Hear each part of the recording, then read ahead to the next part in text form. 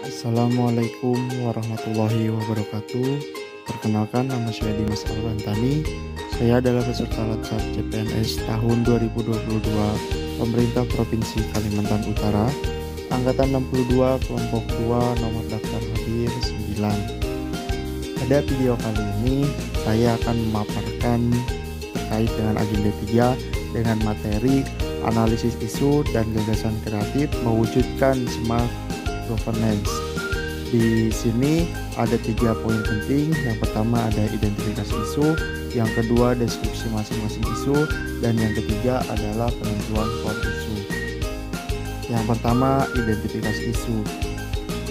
Untuk isunya sendiri ini ada 6. Yang pertama ada ASN atau aparatur sipil negara melakukan kecurangan dengan memasukkan barang bukti kinerja untuk penilaian sasaran kerja pegawai atau biasa disingkat SKP.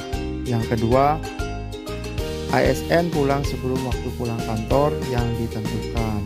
Dia pulang lebih awal sebelum pulang jam kantor. Yang ketiga, ketimpangan beban kerja yang tidak merata antar ASN.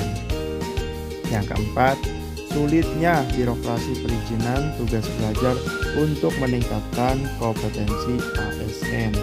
Yang kelima, jabatan yang tidak sesuai dengan kompetensi ASN. Yang keenam, kurangnya kesadaran ASN dalam merawat sarana prasarana kantor. Selanjutnya kita masuk ke deskripsi masing-masing isu.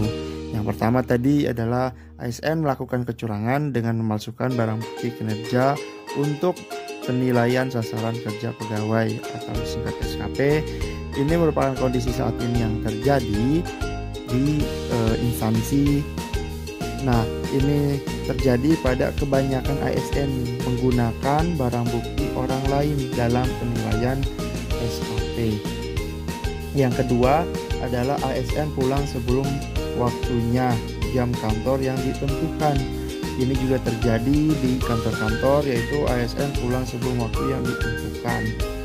Yang ketiga adalah ketimpangan beban kerja yang tidak merata antar ASN.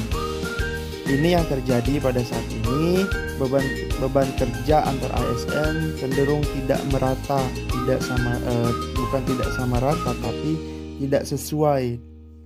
Seperti itu. Yang keempat adalah sulitnya birokrasi perizinan tugas belajar untuk meningkatkan kompetensi ASN. Kondisi saat ini adalah birokrasi dalam perizinan tugas belajar ASN cenderung berbelit-belit, tidak semudah yang kita bayangkan. Sangat susah untuk ASN itu melanjutkan pendidikan untuk pengembangan dirinya. Yang kelima, jabatan yang tidak sesuai dengan kompetensinya. Ini sangat sering terjadi pada kondisi saat ini. Banyak sekali jabatan ASN yang diampu oleh seseorang yang tidak sesuai dengan kompetensinya. Yang keenam adalah kurangnya kesadaran ASN dalam merawat sarana prasarana kantor. Ini terjadi pada saat ini, kurangnya kesadaran ASN dalam merawat sarana prasarana kantor, misal kendaraan, terus fasilitas-fasilitas yang telah disediakan. Nah, kita masuk ke bagian 3, yaitu penentuan core isu. Ini ada tabel. Yang pertama ada isu, urgency, seriousness, growth, jumlah, dan ranking. Nanti bisa dimasukkan ke sini, dilihat dia masuk ke mana. Seperti itu. Selanjutnya adalah gagasan kreatif pencegahan isu. Yang pertama, penggunaan skala prioritas dalam mengerjakan tugas dengan mengutamakan tugas yang memiliki urgensi tinggi sebagai prioritas utama. Yang kedua, mempertegas sistem pembagian tugas agar tidak terjadi lagi pelimpahan beban kerja kepada satu pihak.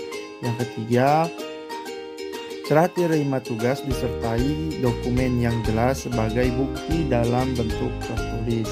Yang keempat, memberikan sosialisasi untuk menumbuhkan minat ASN dalam meningkatkan kompetensinya, serta memberikan pelatihan terjadwal untuk meningkatkan kompetensi ASN terutama kompetensi non formal.